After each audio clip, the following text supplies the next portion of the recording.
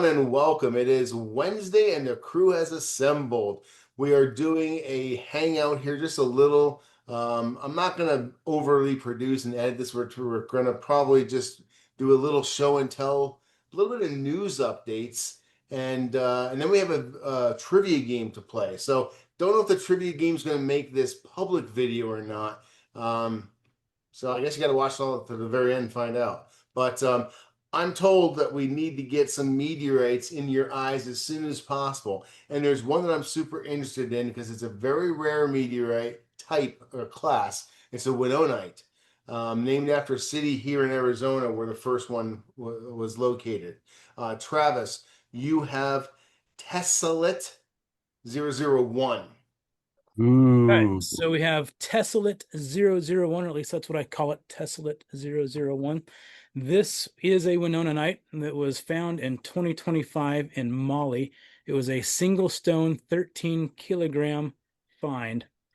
This was approved in the Met Bowl just 15 days ago on 14 July 2026. So I've got a little 1.74 gram portion of it. Nice little slice. I like the all of the metal in there. One of the features of this Winonaite is that it is about 50% metal within the meteorite. I think my slice shows a little bit more metal than maybe on average, but on the other side of it, it's got that nice little spot right in the middle where it's got some of the non-metal material there, the rocky material there that just kind of really stands out compared to all the metal surrounding it. Wow. So This is pretty nice little piece. very, very interesting. And by the way, kudos because I think you're saying it the right way, and I'm not. I'm saying Winonite. You're saying Winonite. And I think you're right. So thank you for Winonaite. that. Winonite. Yep. Good. Okay. We always want to learn here. This is beautiful. It's really, really super complex. And what I super love about it is the differentiation of the metals. So at like 11 o'clock, you have that little ladder, if you will, and it's really, really narrow bands. And then right below that, it goes to wide bands, and then it goes to globs.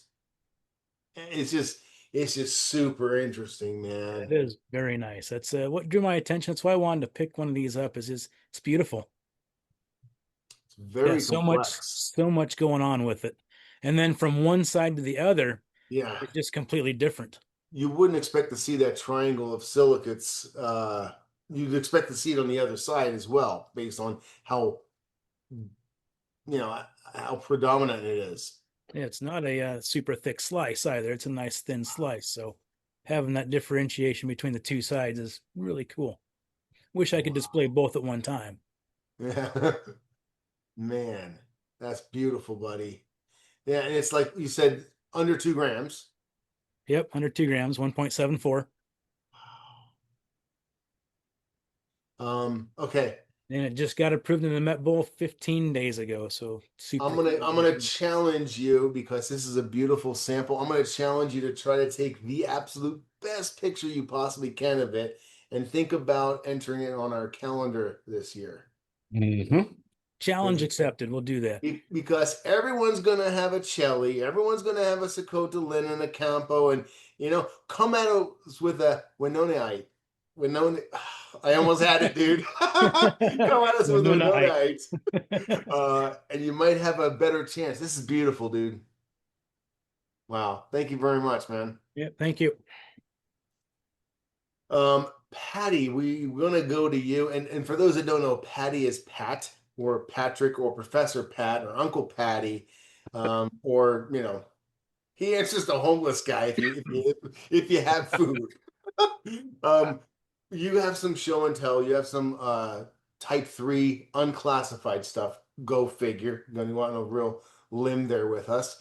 No, but I wanted to ask you about some information you have. We don't have to go totally in depth about it because I don't think it's published yet, but we may have to change the way we talk to rock hounders about not finding any lunars or Martians near here, right? Yeah, so this was published by Timur Kryacho. I'm sorry, Timur, I'm butchering the pronunciation of your name. But this is a little rock that one of Timur's buddies found on a hunt in the Atacama. And it wasn't recognized immediately. And I think it's sort of golf ball size-ish. Uh, and after they got back to the ranch and looked at this one a little more carefully, uh, it's believed to be a lunar. And so if that's the case, and this was found in the Atacama Desert, That's in so if Chile. that's the case, then this is the first Western Hemisphere lunar. And Timur is one of these guys who is the ultimate self-made man. And he actually made a thin section of this thing with glass and sandpaper. And here's the thin section. And so it's very interesting for lunars, generally fairly dark, which would mean basaltic, but has a bunch of quite varied little clasts in it. So, uh, I wish we had Daniel here to be more authoritative about it, but this is looking pretty impact breccia-ish uh, to me, but not your normal lunar impact breccia. So Wow. This is really watch super for more. interesting. Yeah, Um, Pat, it's not only leave this up. Oh yeah, feel free to scroll through these. Um, it's not that it's only the first Western Hemisphere lunar ever, but it's also an extremely rare and very expensive type of lunar if you can even get it in the first place. A lunar basalt. That's yeah, one of the rarest ones out there. yeah. So basically, for people who think, okay, I found a lunar because they're out there. Well, great. That they are. This is a team of professionals hunting in the Atacama Desert of Chile year after year after year after year after year, knowing what they're looking for. And they found something that looked a little odd, so they brought it with them. They, and I'm just speaking out, I'm just out of school here, but they realized something was unique with it. So the first thing they did was cut some thin sections, manufacture their thin sections to look at it at them at it like this and get a better understanding of it. That's the first step. But before this can ever be stamped as a real official lunar, there will be oxygen isotope tests done on it that'll Mhm. confirm that it's a lunar material. Pat, do you have Yep. anything to add on that one? No, that was it. It's very exciting, and I'm sure we will learn more about it soon. And hopefully Daniel gets to play in this sandbox a little too, because he is a Western Hemisphere guy. Yeah, yeah, that would be nice. Like, Well, can I add something real quick? yeah. Um, a lot of lunars we kind of have an idea of where they come from on the moon based on, it's our view of it. We can see that area and as we've all saw the Artemis mission or Artemis 2, earlier this year, maybe it's from that backside, right? That that is so cratered up, who knows? And the Atacama is obviously a very old place. This is Yeah. total speculation, with no evidence at all. But wouldn't that be cool? Yeah, we're gonna keep on pontificating for 1 second. We weren't gonna do this right now. We're gonna make Pat put on hold for a second because Travis and I were talking earlier about another potential for us to get fresh lunar samples. Do you remember where that was, Travis? Oh yeah, it's going to be spectacular if everything works out right. So on August 5th, coming up in just about a week, at approximately 6:35 UTC, there's going to be a SpaceX rocket crash landing on the moon right near the is it the Einstein crater? It's the upper stage of a Falcon 9 rocket. It was launched on January 15, 2025, and it was carrying two private lunar landers. It's in a highly elliptical orbit around Earth, and it's eventually drifting on a collision course to the moon, which will happen on August 5th. It's what 2:35 to 2:44 approximately Eastern time here in the States. It's a going to crash or it has an impact speed of about 5,400 miles per hour, which is 7 times the speed of sound. The mass of the rocket itself is about 39 feet long, about 13 feet wide, and weighs about 8,800 pounds. It's a hollow metal shell, and it's expected to collapse on impact rather than penetrate very deep, leaving a crater about 20 to 30, or sorry, 66 to 98 feet wide, with a dust plume rising several kilometers up into the lunar surface. Observers may see a brief flash in the ejecta plume. There's a rare opportunity to study an artificial lunar impact in real time.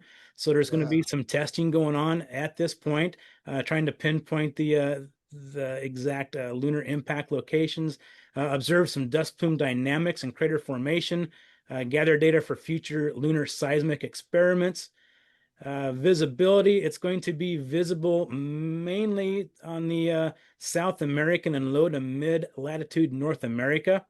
The sunlit surface may make a flash difficult to see with amateur equipment.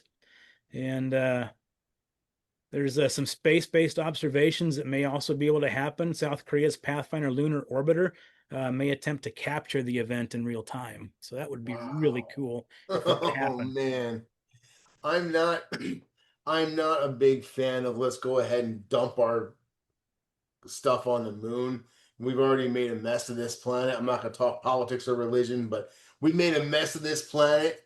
Now we're starting to dump our crap on the moon. Awesome. But if it's going to happen, we might as well learn as much as we can from it. And if it's going to happen and there's going to be ejecta, just just give me one. Yeah, Okay. Yep. a fresh Yep. and this is why one of the reasons we pontificate or hypothesize that there hasn't been any lunars recovered in like North America, Western Hemisphere, because the um, bombardment period ended.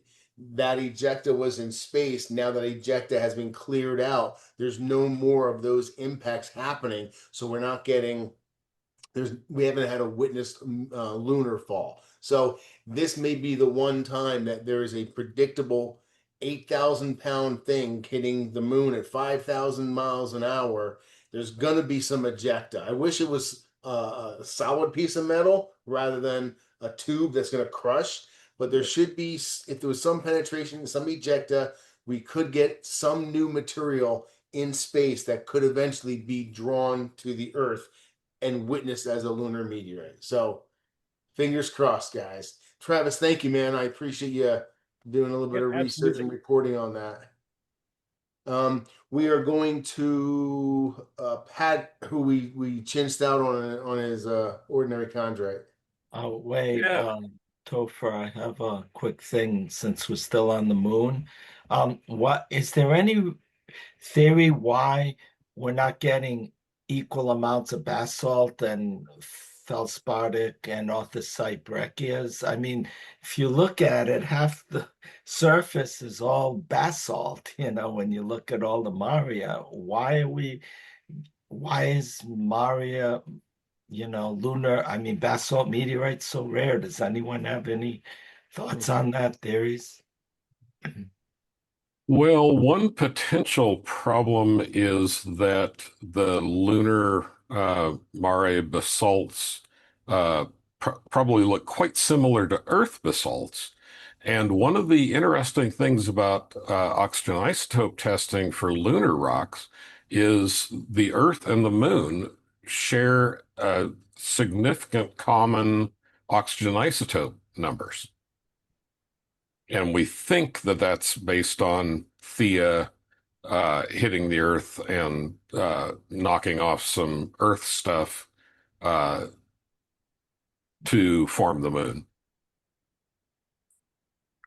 And I think just in general, the lunars, and I think a big part of why we don't have Western Hemisphere lunars, save this one, is that they're difficult to detect or differentiate from the common Earth rocks. So I think basalt probably suffers more from that. All right, thank you. Now, Pat, it is. Yeah. So I was talking with Daniel about the SEM results of one of the meteorites, and there was one that I couldn't find until the night before we were ready to talk. But I had a nice tour around my carpeted stream field and came across a meteorite that I did remember that I had, but I didn't know exactly where it was. Oh my God. And so this guy is a really pretty nice uh, type 3 and I think a good low subtype candidate.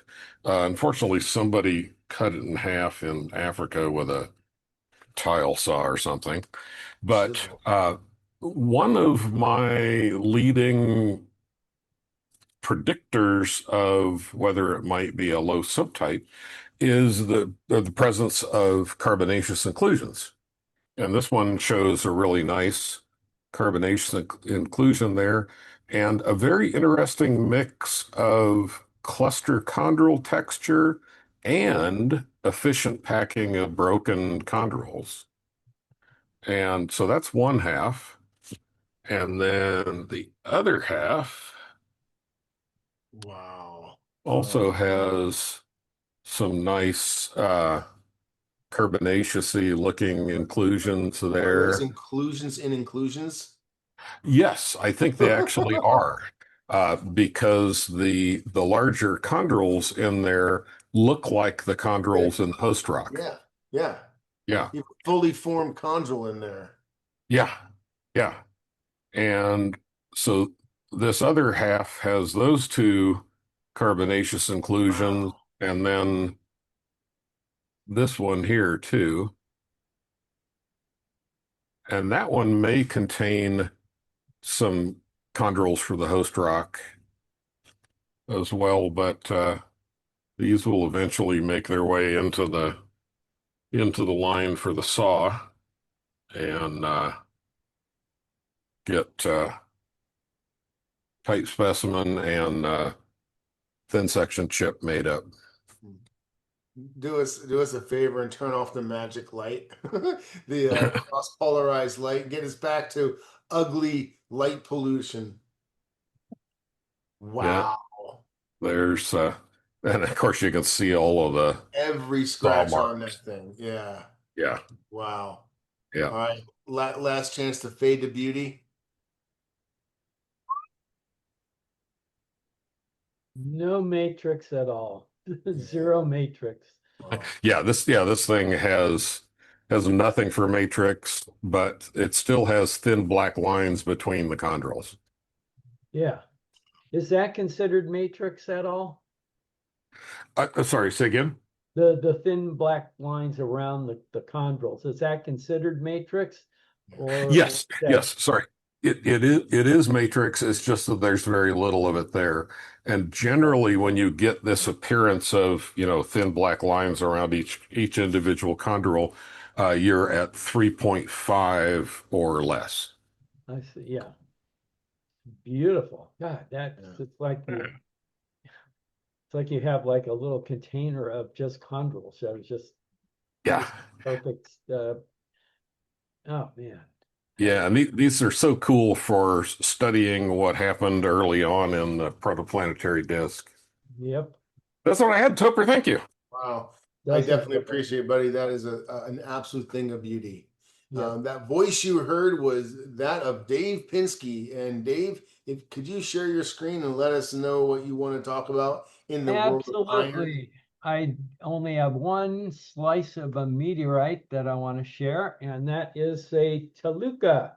Hmm. It was found in 1776. This one happens to be 23.46 grams. Not one you see too often. This one I bought years and years ago. and I decided, hey, I'll throw this on my digital microscope and see what I can get. And it turns out I got some really pretty different bits of Whitman-Staton pattern. And you have these, which are reasonably big. I think it's what they used to call a medium octahedrite, but the actual terminology is an IAB. And then actually the newest is IAB/SLL. I cannot tell you what that means. Unfortunately, I've not memorized that. And I don't even know what the SLL is. But it's just gorgeous. You see these thin lines here. I don't know what those are or why they're so thin.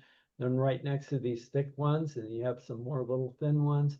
There's a lot going on in this Whitman-Staton pattern, and I looked at it and said, yeah, that would look pretty interesting in the microscope. So here it is. If anybody Yeah. has comments on it that could do better than me, I welcome it.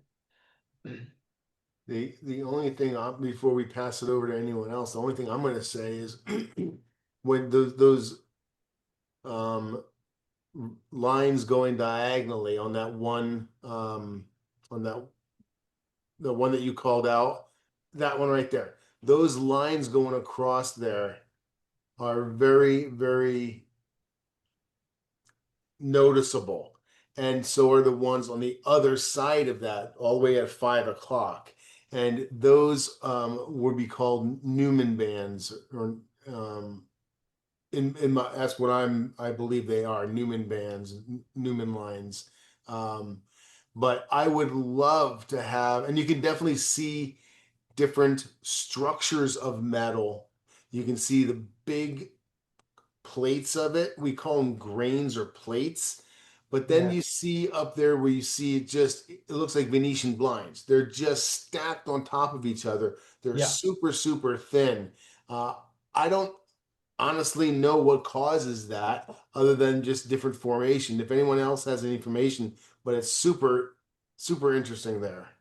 Yeah, I couldn't understand that. I saw it, and it's actually harder to see just with the unaided eye. You have to have light hitting it exact. You can actually get detail like that by putting a light low into an angle, and you don't get reflection, but you get some nice detail in that. So, and I think it's a really, really beautiful Whitman-Staton pattern. Yeah. I It- I I enjoy it too. I'm really glad you showed it. I did want to point out the difference in what I was seeing on there for those that can learn. The Newman lines, Newman bands versus the tiny little erratic scratches on there. The Yeah, tiny erratic scratches in random chaotic fashion, those are what they are. Those are scratches on the metal. that's Those are not, exactly it. Yeah. yeah. Okay. So thank you very much. I appreciate that for a No little problem. road trip to Mexico. Um, oh, Anthony, you're the last one, man. You got two Algerians to show us. Oh, falls. Yes, So yes, freshies. they are fresh. So Uh-oh. Diaper Oh, up. the blue glove. Uh-oh. there's actually a pretty cool story about Toluca too. I'm reading the Nininger book right now, The Find a Falling Star, and he went to Mexico when he was trying to build up his meteorite business because he heard about all of these Mexican iron meteorites, and he wanted to go try and build up his stock to sell and trade, for other meteorites. So he went there, made this treacherous journey, in I think it was the late 20s in Mexico, and they had just had a revolution there. And he made it there and then convinced someone to take him through an even more treacherous journey to get to this town where that Toluca meteorite was. And he ended up bringing back like hundreds of pounds, and kind of created that market in the United States for the Toluca meteorites. Like, I think a lot of the original ones came from him originally bringing them back. So a cool little story, just in addition. Let me switch over to my other camera here. So I got two meteorites today to show you, and they are both Witness Falls. The first one is called El Minia from Algeria. And this fell in 2023 in March 11th. And it was a big fall. There was like a sonic boom and We're not everything. seeing anything right now. Here you Oh, there we go. go. There we Sorry, go. man. All right. Yeah. So it Ooh. was a big fall. There was a reported sonic boom. And some of the people reported seeing like bluish crust on it. So it's pretty nice. I just acquired this. I believe we've been saying it Elmania. You're saying Elmenia? El, El Minia? Elmania? All right. Maybe, I don't know. No, hey, I'm always looking for a better way to say things. That's a beautiful one, man. It's all rounded. Yeah, it's definitely like slightly oriented, Yeah. partially Oh yeah. oriented. Yeah. You That's the have some backside there. exposed matrix right there, which is always cool to have. Mm-hmm. And it's just a really great stone, okay? Wow. So that was about 21 grams or something. And then this is a newer fall from Algeria. I can't see anything. Sorry. Oh, wow. What is that on there? So yeah, that I'm not sure. Wow. Look at the Could color on this be. thing. Yeah. Mhm. Now This the one is brown part. called Beni Abez. I'm not sure. It's not classified yet. It fell in March of this year. And Wow. this is the one that Craig was had on auction. It's that weird brecciated Oh, are you cartridge. serious? Oh yeah. There we go. Check it out. Wow. What's the brown? That's weird. So the brown on the fusion crust there is quite, because it's a quite fresh meteorite, is quite possibly from the meteor as it's coming through the atmosphere. Part of the atmosphere is oxygen, and when you have plasma of oxygen, very corrosive. And so that's a special corrosion that occurs on atmospheric entry. Oh, okay. On And my the fact screen, it that looks you kind of see it, reddish. yeah, Yeah. and the fact that you see it just kind of in the low spots, I think Wow. is supportive evidence that that is that uh, plasma oxygen effect. Yeah. And Wow, normal dude, time this for is brecciation, that's very cool stuff. Yeah. what is that was stuck to the side of it though? Yeah, I don't know. I That right wonder there. if that might be a hijacker or a hitchhiker rather. Wow, or maybe it's a an inclusion blowout that didn't blow out. Yeah, yeah, yeah. Because the I've seen some photos of the interior of this one, and it's super brecciated, Yeah. and so you could have one of those lithologies that's tougher and doesn't ablate as well as the others. I mean, but look at that Wow. crust. That's Yeah, beautiful, man. Wow. that stippily thick, fresh fusion crust. Yeah, when we tell our rock hounds or people that you can feel like Yes. that is the feel we're going for. Well, not that. That's out of focus. But Sorry. no, but you can actually feel it. Like look, all the little bumps and everything Yeah. there. Like those are you can tell that those are metal lines. Those are actual lines of metal in there that didn't melt out. That's freaking Mhm. amazing. Yeah, and when it's passing through the atmosphere, the fusion crust melts, and unless it's like an L6 or one of the glassy ones, you get spatters and blips and blaps of fusion crust as it's coming off. And occasionally there will be unmelted fragments of the meteorite that get incorporated into the fusion crust, and then some of those splatter back on the rock. Yeah, dude, But that's yeah, gorgeous, man. an amazing stone. This one's 80 grams, so not a paltry stone there. No. You And always where did say you that say that they came from? Algeria. Algeria. Okay. And like Algeria, if you don't know, it's most of Northwest Africa. It's a huge country, and it has a very interesting history. If you like old movies, there's a really cool old movie called The Battle of Algiers. It's fun to check out. Yeah, I love and it. the French did some of their atomic weapons tests in Algeria too, and the local populace was not very happy about that. Yeah, that movie is about like post-French colonial occupation, basically. That's all I'll say about it. There you go. Nice. Thank you very much. I appreciate that. That was a nice little show and tell hangout with some interesting news and reports of found meteorites in the Western Hemisphere, the first time that are lunar. Um, Anthony showed some sexy meteorites. He says he loves oriented because of the shape of them, and he keeps them on his table around him. And yeah, I agree. That's well done, man. Those are beautiful, dude. So thank you. Thanks everyone for the show and tell today. I super appreciate it. If you want to turn on your camera real quick, we'll wave goodbye. And if you guys want to make a donation, I'd like Winonaites. So see you guys. Bye.